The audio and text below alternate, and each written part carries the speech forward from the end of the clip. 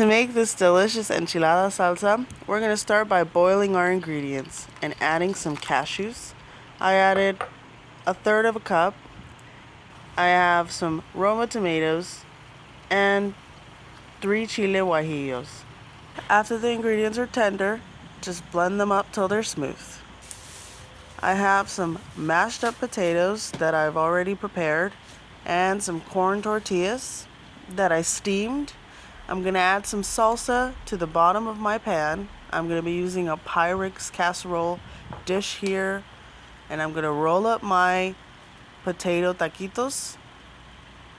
I'm going to add some potato and roll them up into a corn tortilla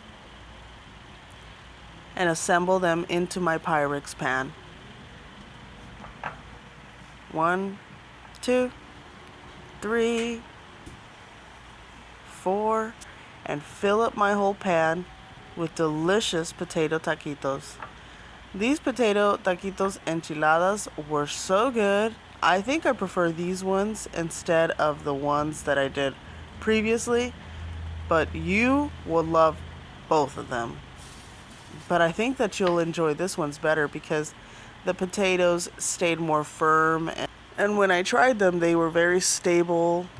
The stability was really nice. It was very enjoyable. I really like it. The potato was just so lovely. So add your sauce and bake. This salsa is not spicy, so you can enjoy this even if you don't like hot stuff. It's just very delicious and flavorful. You're going to love this sauce. You're never really going to stop making it. Just top with your favorite herbs. I'm using cilantro. And enjoy with some salad or rice and beans, or rice and beans and salad. Well, anyways, that's the end of the video. Thank you for watching, and I'll see you next time.